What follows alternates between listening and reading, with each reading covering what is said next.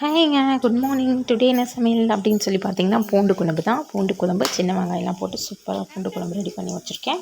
அதுக்கப்புறமேல் இந்த சைடு பார்த்தீங்கன்னா உருளைக்கிழங்கு ஃப்ரை செம்மையாக ரெடி பண்ணியாச்சு.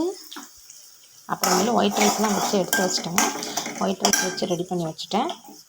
இதில் வந்து பார்த்திங்கன்னா கொஞ்சமாக உளிச்சு வெங்காயம் வச்சுருக்கேன். இது எதுக்குன்னு பார்த்தீங்கன்னா பீட்ரூட் பொரியல் செய்கிறக்காக. அதுக்கப்புறம் நாளைக்கு காலையில் ஊற்றுறக்காக ஆப்ப மாவு இன்றைக்கி ரெடி பண்ணி வச்சா தான் புளிக்கும்.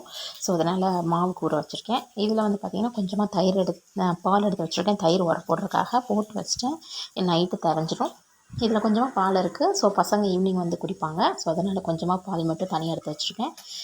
அதுக்கப்புறம் நைட்டு செய்கிறக்காக மாவு ஆட்டிட்டு ஆனால் மாவு புளிக்காது அப்படிங்கிறக்காக அடை தோசை செய்கிறக்காக அடைக்கு மாவு ஊற வச்சுருக்கேன். அடை தோசைக்காக பருப்பு, பச்சைப்பயிறு, பச்சரிசி, புழுங்கரிசி, துவரம்பருப்பு, அப்புறம் கடலப்பருப்பு, அதுக்கப்புறம் பாசிப்பருப்பு இது எல்லாமே போட்டு ஊற வச்சுருக்கேன். நான் அடை தோசை ரெசிபி ஷார்ட்ஸில் போடுறேன். நீங்கள் இந்த மாதிரி பூண்டு குழம்பு, புளி குழம்புலாம் வைக்கும்போது இந்த சக்தி மசாலா பிராண்ட் இருக்குது பாருங்கள், வத்தல் குழம்பு மசாலா அப்படின்னு விற்கும். அந்த மசாலா ஒரு ஸ்பூன் போட்டு வச்சிங்கன்னா டேஸ்ட்டு நல்லாயிருக்கும். நீங்கள் வாங்கி ட்ரை பண்ணி பாருங்கள், எப்படி இருக்குன்னு சொல்லிவிட்டு கமெண்ட் பண்ணுங்கள். ஸோ அவ்வளோதான், க்ளீனிங் ஒர்க்கெலாம் முடிஞ்சிருச்சு. போய் சீக்கிரமாக ஒர்க்கெல்லாம் முடிச்சுட்டு